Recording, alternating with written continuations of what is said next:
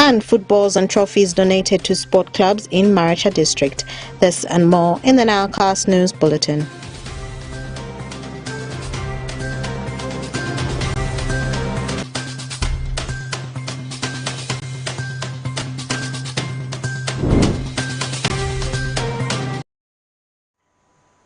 A warm welcome, viewers, to the NILEcast on West Nile Television. Let's dive straight into the stories that have made headlines tonight.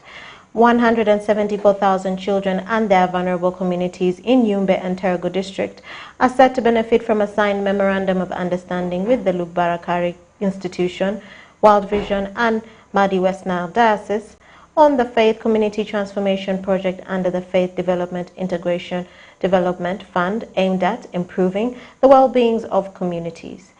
Take a look.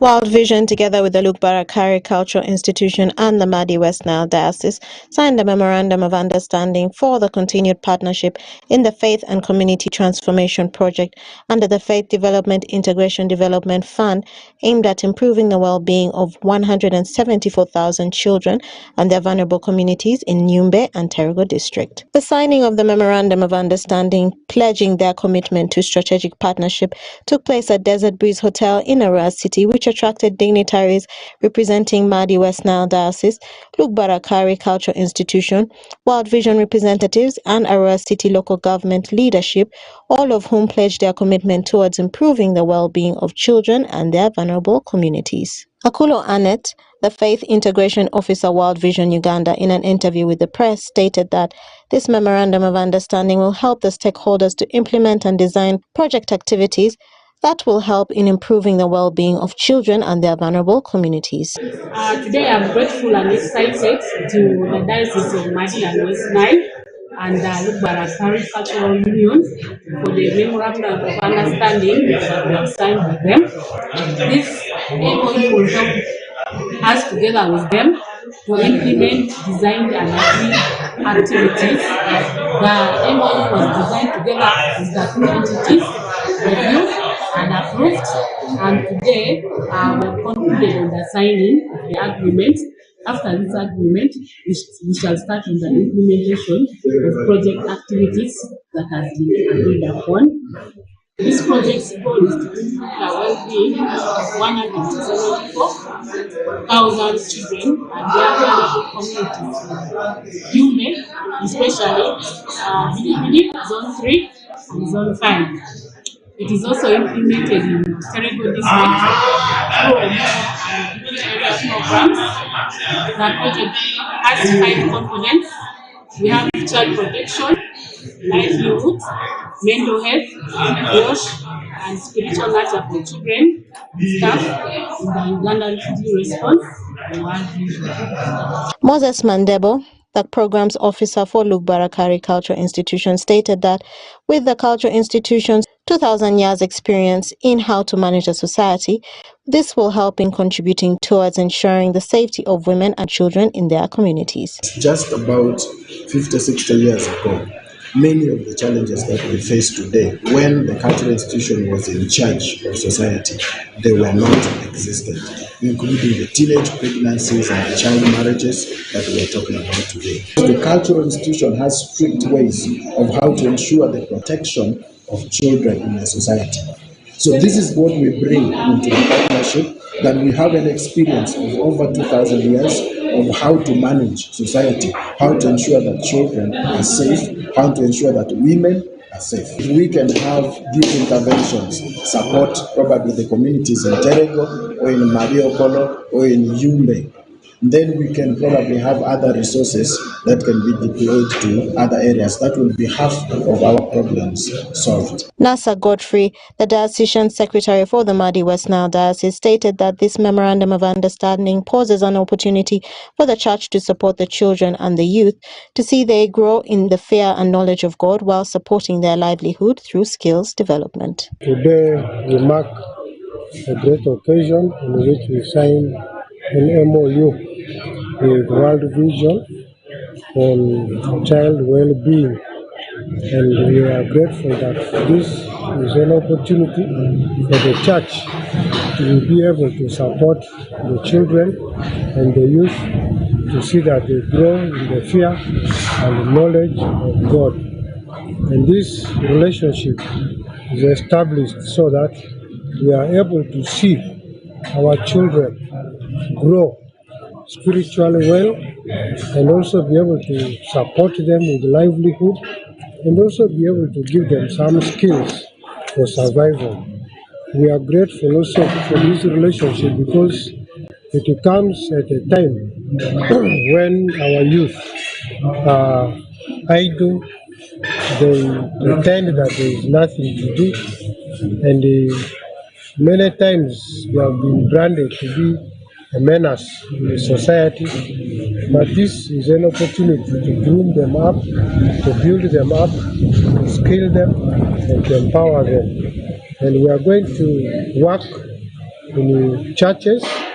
We want to see that the children's church is equipped and empowered with these basic trainings on child safety, child protection, and also as adults, we want to encourage and empower our people that these children are very important.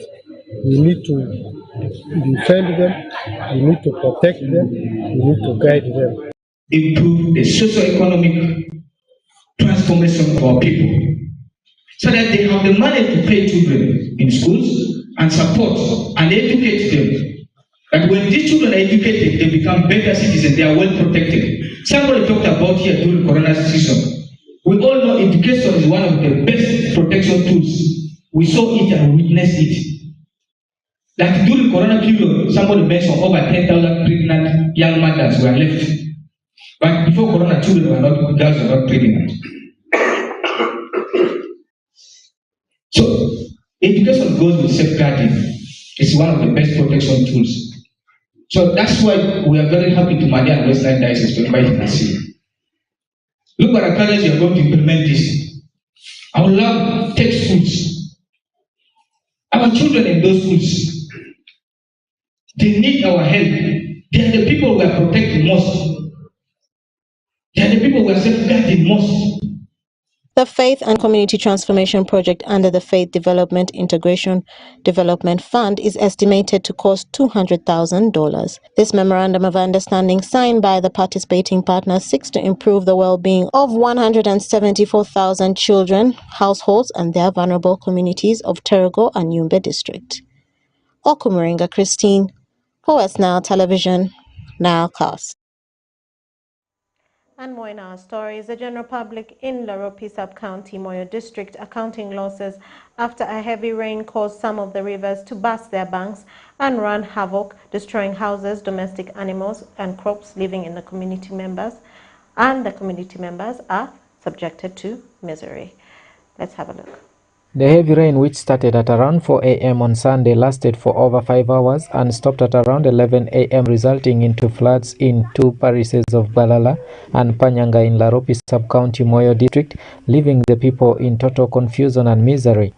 Honorable Anyama Williams, the chairman Local Council 5, Moyo District, during a visit to the area hit by the floods, gives details of the items being destroyed by the floods in the two parishes of Balala and Panyanga in Laropi Sub-County, Moyo District. Many households, as I speak, have been displaced because of the heavy floods that have entered the waters that have entered their houses. So people can no longer live in their homes or in their houses. The compounds are inhabitable as I speak now. Children and women and families are now displaced. In terms of production and productivity, a number of gardens like rice farms, cassava plantations, maize plantations, sugarcane, and many others are heavily affected, are swept away. They are swept away, and even some of them are covered by sand. So there is no hope for recovery for these crops. In terms of livestock, a number of goats, poultry, and other domestic animals have been swept away. He, however, appealed to the people to be calm as they collect data of the properties being destroyed, saying after compiling the information, they will forward it to the office of the Prime Minister for consideration, but request the people to consider finding lasting solutions to address the issues of constant floods in the area so that they avoid losing their properties in the near future. I want to appeal to the community to remain calm because I don't think there is immediate support that can be realized in the few days that we're in this circumstance. It usually takes time. It is a long procedure, and even if the support comes, it may not be adequate support that can help you recover. So I want to ask our people to have long-term plans. For instance, in terms of settlement pattern, well, communities need to rethink of relocating from some of the hotspots. Honorable Tramwisiza, the chairperson, Local Council 3, Laropi Sub-County, said the destruction caused by the floods is very severe, but calls for calm among the affected persons, saying he is doing everything possible to forward the matter to the district authorities who can request the government to come to their help. Our community has been suffering from droughts, but at the same time now, another challenge is the flood. I think I am appealing to my community to be calm. My role is to forward the issue to the district authorities, and where the district authorities know where they are going to forward the case. In any case, we are going to get the result from the higher authority. Mrs. Keliki Margaret, the Health Inspector, Moyo General Hospital and Moyo District Local Government, who also visited the scene, said many latrines and houses have been destroyed by the floods, which will expose the community to unhygienic conditions and sicknesses. She, however, called upon the government to come to the aid of the people so as to prevent the spread of diseases in the area. It's unfortunate that latrines have collapsed, so many latrines have collapsed. Then the ones that are standing were flooded, and it cannot be assessed by the household members. Because once it is assessed, people can sink together with the latrine, and this is health hazard. And you know, when there is no latrine, people start open defecation, and this will bring really health issues, very big one, like the outbreak of cholera. And also, when the houses are now they'll be dated, people cannot sleep. It is very cold. And sicknesses like pneumonia can come in for under 5s, and the older people especially, we are going to lose them. Limio Margaret, who is affected by the flood, said their houses and crops are destroyed by the floods, and they are now scared of going to look for food for their children because they are not so sure whether the floods will not return to sweep away their children while they are away. She requests the district authorities to bring excavators to create drainage channels so as to divert the course of the river. Obule Geoffrey, another person affected by the flood, said they are worried of the looming hunger and poverty ahead because all their crops and houses are being destroyed by the floods, and request the government to come to their aid by relocating them so that the challenges they are experiencing due to the floods can be avoided. This is not the first time the communities living along the banks of River Nile in Moyo district are experiencing floods in the area. Last year, between August and September, the people along the Nile were hit by floods which swept their houses, crops and animals, including household items, which caused untold suffering to the community members. Dominic Antonio Okumu, West Nile TV, Nilecast.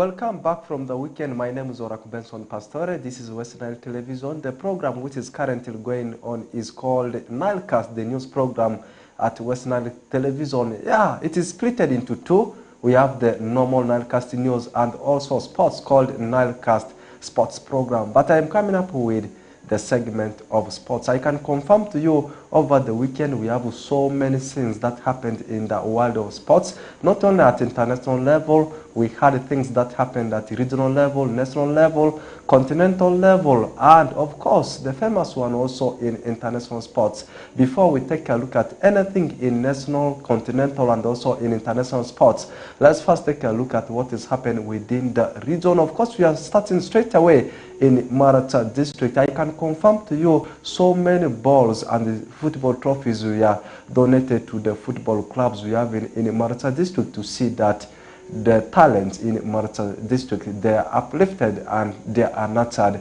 Let's first take a look at the details of the story before we proceed with the other stories.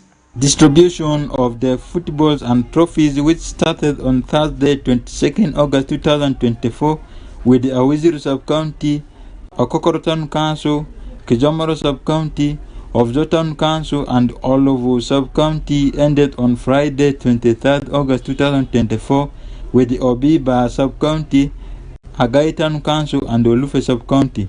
The former LC5 chairman for Marata District, Honorable Adripio Emmanuel, who is part of the people delivering these balls and trophies, said their major aim of donating these items is to organize a football tournament called Uhuru Cup, whose finals at Paris levels will be played on the 9th of October, which is the independence date of Uganda. First, we have distributed the balls. It's not going to end there. The name of our candidate is called Uhuru Nelson.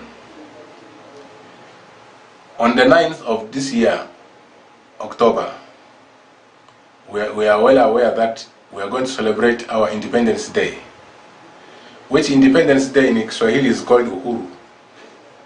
So since the name of our candidate is going to align with the Independence Day Uhuru, we are actually trying to organize the Uhuru Cup. It is a kind of distribution of balls which is going to make our children, our sons and daughters, our youth in the Marata constituency to participate in a competition called the Uhuru Cup. A trained referee in Kijomoro Sub-County, Mr. Adrico Maxwell, who doubles as the chairman of referees in Marata District and also a member of Uganda Referees Association, blamed non-progress in sporting sector to lack of trainings for coaches and referees in Marata District and the Western region at large. As referees, head of referees, we have challenges with the teams. One, the teams are not well equipped. Playing boot, uniform, and other playing equipments like the balls, they are not enough. Two, we have a lot of headache in training them. We don't have coaches. We don't have qualified referees. These people are just hiring someone who knows little about the balls. They are not trained well. That's why we are not progressing. Honorable Mungwechoni Gilbert, the LC3 chairman for Kokorton Council, appealed to the youth to participate in sporting activities in order to reduce the risk of health diseases which come due to lack of physical exercises. So, amabo diade inira amabo darodi amande ija maria shangere te afalere kakiteti re mama busy re babini ruwa ya nene kwa yes nikaru. In a statement which attracted hand claps and cheers, the Talia United Football Club captain, Mr. Drapari Matendo from Awiziri Sub-County, castigated agents and coordinators of politicians for frustrating efforts of the Wananchi from lobbying for support from politicians concerning societal needs and challenges. Awiziri Sub-County timu sar siku kunda ne Talia but machandisi bazi like amavu ma agenti kanuku bazi di ma agenti ngon lerki iki ameti saponisa zamalia. Mr. Uhuru Nelson, who donated the items, asked the youth to take football as talent identification venture but not just as something for leisure. Inside the choti yozo mene, Bama, do sports, young baro. Eh? Ale yo chairman of Nja Ladia, sports Nigeria and Dikuteba do Aro, young baro. He advised the beneficiaries to also engage in socio-economic transformation activities as their immediate source of livelihood as they continue with sports practice and competitions. Abapi, Mupira and Decade. Andra Vano on the Sobo Lebeji Kodi. Terenga Dosite, Leon Zero Yozo, and Amade Lessa Dambu Yaku, Agbari Adosi, Mupira Andro Huru Piniji Diaris. Leja de Kanakana, Banya, Niraba. With sports not only becoming a leisure activity but also a job, the organizers intend to use these tournaments in identifying young people talented in football playing so that they can proceed further with it. Osuta Yusuf, West Nile Television, Nilcast. Away from that story of Marcha, still continuing with the stories, now back to Arua City. I can also confirm to you over the weekend, that was on Saturday, we also had the second edition of Wenereko Run, whereby Arua City emerged as the overall champions, followed by Teregu District, and top 3 was completed by Arua District out of the 10 districts that participated in the second edition of Wenereko Run. Let's first take a look at the details of the story. Arua City have emerged as the champions of the second edition of Wenereko Sprint Run, which took place on Saturday, 24th of August 2024 at Barfa Playing Ground in Arua City. Teregu District came second, and Arua District completed the top 3 out of the 10 districts, including Mother City, that participated in the second edition of Wenereko Run. Different stakeholders have expressed their concerns and gratitude. The main agenda, of course, is to get individuals that can meet the times that meet the Uganda Athletics Federation standard for qualification to compete at national level. So we're going to review the results and see, together with the technical team from UAF, to see how they have performed. And I would say that if it turns out that the times that are recorded by the athletes do not measure up to the standard we expect, then we will have no option but to have another sprint run before this year ends. We are committed to identifying talent here and supporting that talent to enable it to perform at both national and international level for the purposes of meeting the objective of this very activity. It is a very good gesture by Wenereko, who will be the future. King or Queen starts now, it starts small. They are on the right path.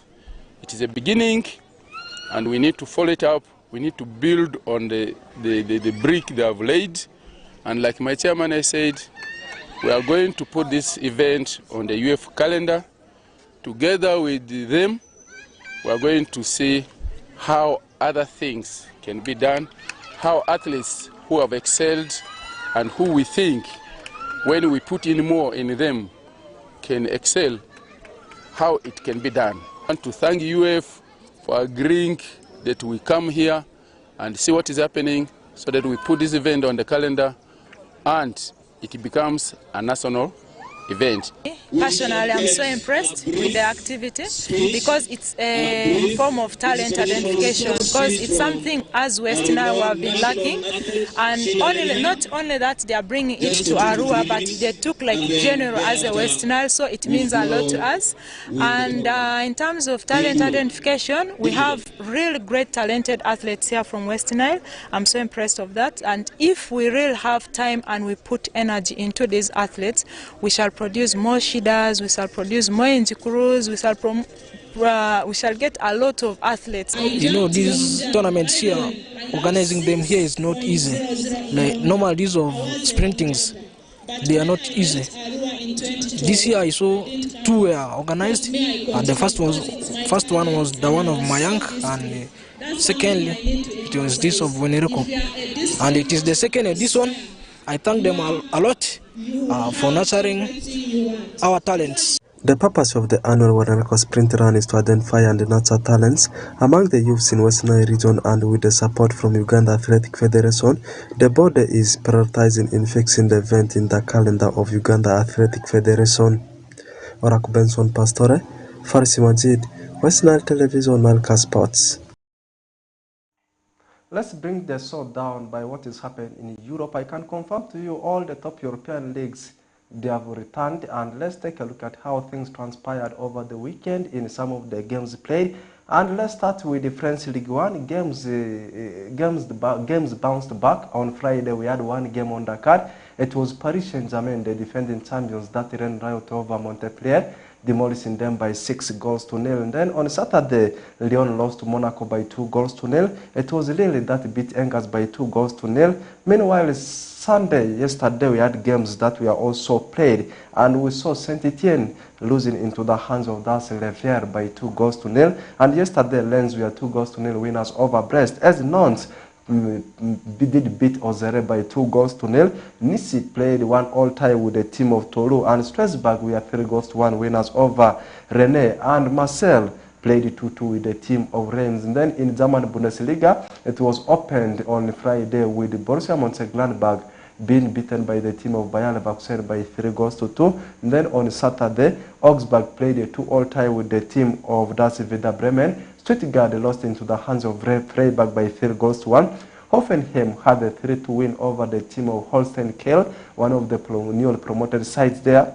And Mainz had to settle for 1-1 tie with the team of Union Berlin, and RB Leipzig did edge out Bochum by 1-0. Dortmund were 2-0 winners over Eintracht Frankfurt, and yesterday Bayern edged out Wolfsburg at Volz Arena by 2-0. And this one takes us to Italian Serie A, whereby on Saturday, AC Milan surprisingly losing into the hands of one of the newly promoted sides called Parma by 2-1. Udinese were 2-1 winners over Lazio, and Inter had to beat Lecce by 2-0. Meanwhile, Monza were edged by the team of Genoa at home by 1-0. Then Sunday, yesterday, Fiorentina played into a barren draw with the team of Venezia, and Torino did beat Atalanta by 2-1. And we saw Roma losing at the Stadio di Olimpico into the hands of Empoli by 2-1. And lastly, Napoli surprised the world by beating Bologna by 3-0. Still, games are set to be played tonight in Italian Serie A, with the Cagliari set to host Fabregas' side called Como.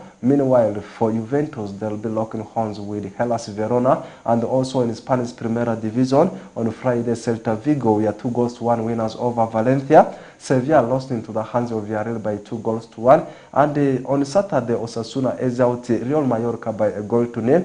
Barcelona recorded the same scoreline they recorded against Valencia at Mestalla, edging out Athletic Bilbao by 2-1. Real Sociedad went on to edge out Espanyol by 1-0, and Getafe played into a barren draw with the team of Rayo Vallecano. And then yesterday, Real Madrid had to revive from the draw they had in the open game against Real Mallorca, demolished Real Valladolid by 3-0. Las Palmas lost into the hands of Leganes by 2-1. Deportivo Alaves played into a barren draw with the team of Real Betis. And lastly, Atletico Madrid did beat Girona by 3-0. Let's finalize everything with what happened over the weekend in English Premier League. The early kickoff of the day on Saturday was between Brighton and Hove Albion and Manchester United, and Brighton edged out Manchester United by 2-1. And then after that, we saw West Ham beating Palace by 2-0, and Ipswich Town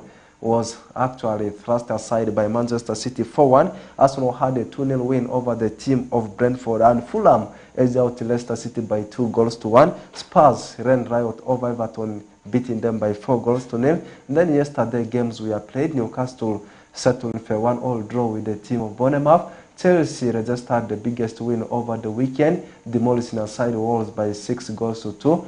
And the last game was between Liverpool and the team of Brentford, where Liverpool did beat Brentford by 2-0. Lastly, 2 or 3 stories that are happening in the world of transfer. I can confirm to you, Brighton and Hove Albion, they continue to be active in the ongoing summer transfer window, with only very few days for the summer transfer window to shut down. They have actually completed the signing of Denmark midfielder Mot Orel from the team of Celtic in Scottish Premiership. And lastly, ex-Everton midfielder James Rodriguez has completed a free move to one of the teams playing in Spanish Primera Division called Rayo Vallecano, previously playing for the team or playing for teams like Porto. That was where Real Madrid signed him in 2014. In 2014, he was the top scorer in the World Cup, coming to Real Madrid, going to Bayern Munich twice on loan, coming back to the Los Blancos, sending him to Everton, leaving Everton, going to Qatar side called the Aryan, coming back, previously been playing for teams like Olympiacos Peru in Greece, going to Brazil Serie A, now back to Spanish Primera Division. That one brings us to the end of everything. Have the best of your night. We'll link up again tomorrow.